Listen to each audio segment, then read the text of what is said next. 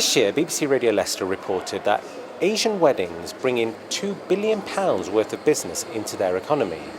Why are Asian weddings so expensive, and why do people spend so much money? I met up with 3 individuals, all of whom were divorced at different times, and all have views about the costs of Asian weddings.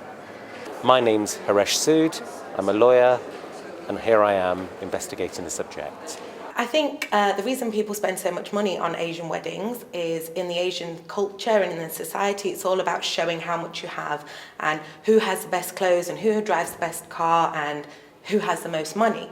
And therefore, I think when you have a wedding, it's probably the biggest event you'll ever have in your family, and people do whatever they can to show how much they have. I believe the Indian community spend a lot of money on weddings because they want it to stand out, and because it's a one-off supposedly for their children. They want it to stand out in the community, they want it to stand out in the families, and they want it to be bigger and better than any previous weddings that they've either been to or seen.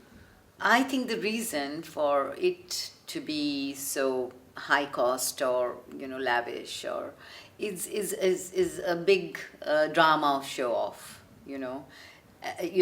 People keep watching the soaps these days on television, and they are obviously impressed. And also, it's a display of money. It's a display of power.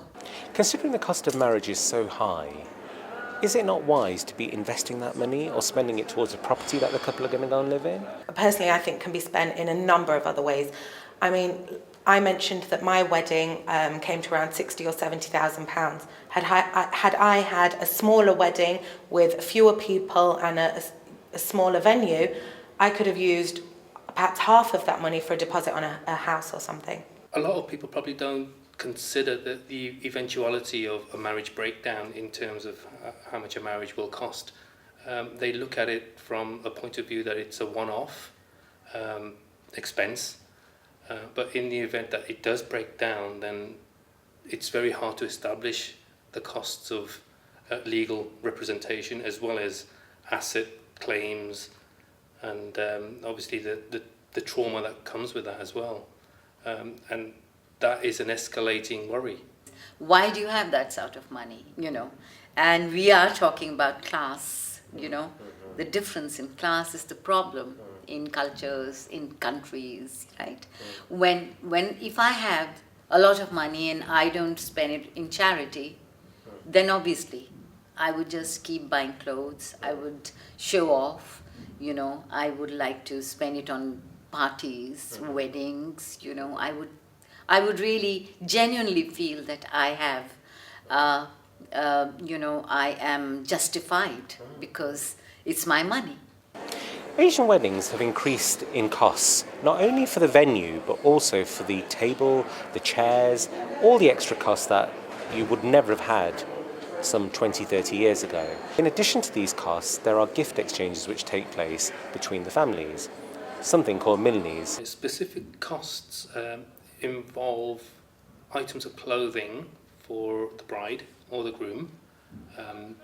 Traditionally, I believe the bride receives 11 suits from her parents, and there's exchange of gold jewellery from sets to rings and bangles. And then following on from that, when the families actually meet at the ceremony, also loosely translated as a milni, they exchange gifts between the families, the immediate uncles and the fathers.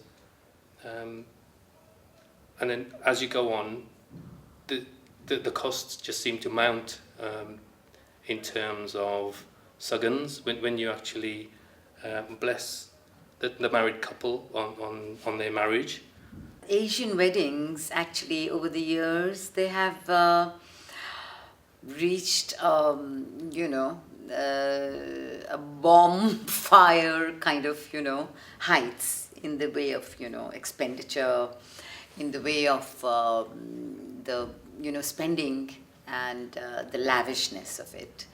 I'm amazed really that, you know, people have to spend so much. And they have, yes, gone very, very high in that, you know, area of, you know, money, spending, etc. Yeah.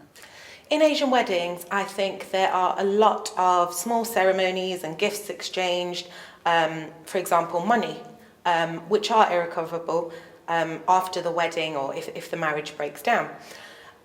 An example of this is just before my wedding, we had the pre-wedding ceremony where my bangles were being put on and stuff. And my mother-in-law called my mum to say, I'm sending 7 girls to your house. But don't worry, I know you wouldn't have bought them outfits, etc., because we weren't planning this. But if you put £50 each in an envelope, that will be fine. So if you try times your £50 by the 7 girls that are just randomly turning up at your house, that's another £350 just out of nowhere. So things like this, costs of money and things like that, gifts that you give outfits to all of the extended family. When you do things like the milni, you give gold and you give suits for people that have passed away. So ridiculous costs. Are prenuptial agreements a good thing? Because the cost of the legal bill at the end of the battle, when somebody's going through a divorce, actually costs, in some cases, more than the actual wedding cost.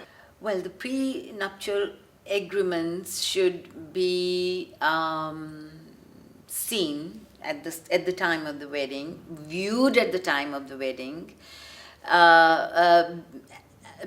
And I think the whole concept of having the hak mehr, as I mentioned, the dowry money, as it were, is the security for a woman, right?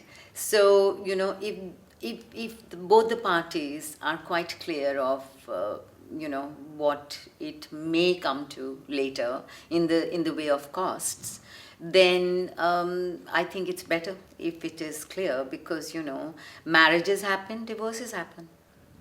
I think prenuptial agreements are very practical, and on the scale of the expense that goes with a lot of these Indian weddings, it would be a very prudent way of going forward. I do believe in prenuptial agreements.